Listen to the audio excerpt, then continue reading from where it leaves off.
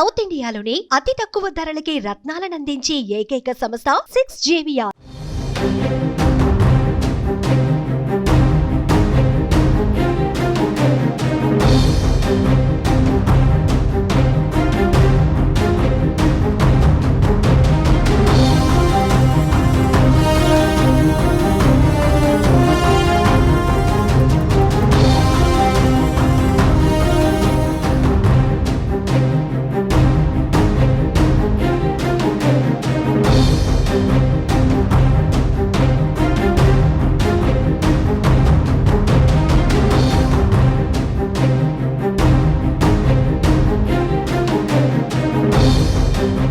రాష్ట్ర వ్యాప్తంగా సంచలనంగా మారిన సీఎం జగన్ పై రాయి దాడి ఘటనలో పోలీసులు ముందడుగు వేశారు.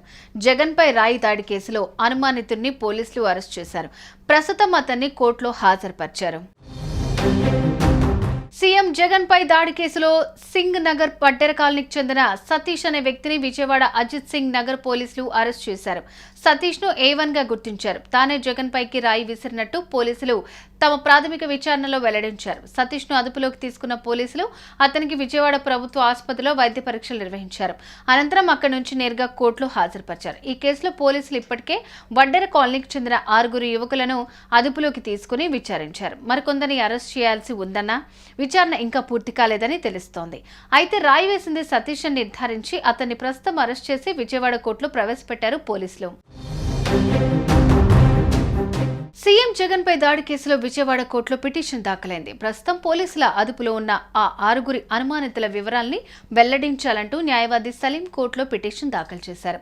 ఈ కేసుపై న్యాయవాది కమిషనర్ను నియమించాలని కోర్టులో కోరారు. విజయవాడ అజిత్ సింగ్ నగర్లో ఈ నెల 13న రాత్రి మేమంతా సిద్ధం బస్సు యాత్రలో ఉన్న సీఎం జగన్ పై ఒక అగంతకుడు రాయి వేశాడు. సీఎం జగన్ ఘనతకు గురిచూసి పదునైన వస్తువుతో దాడి చేశారు. అయితే ప్రజలకు అభివాదం చేస్తూ సీఎం జగన్ పక్కకు తిరగడంతో ఆయన ఎడమ కంటి కనుబొమ్మ పైభాగాన బలమైన గాయమైంది. రాయితో దాడి చేసిన నిందితులను గుర్తించడంలో భద్రతా వైఫల్యం ఉందని ప్రతిపక్షాలు మండిపడుతున్న తరుణంలో పోలీసులు 6 అనుమానితులను అదుపులోకి తీసుకుని విచారించారు. విచారణలో భాగంగా గురువారం ఒకరిని అరెస్ట్ చేసి రిమాండ్కి తరలించారు. ఇదిలా ఉండగా పోలీసులు అక్రమంగా అదుపులోకి తీసుకున్న పిల్లలు ఎక్కడ ఉన్నారో వివరాలు అందించాలని కోరుతూ 6 అనుమానితుల బంధువులు విజయవాడ కోర్టులో సర్చ్ పిటిషన్ దాఖలు చేశారు.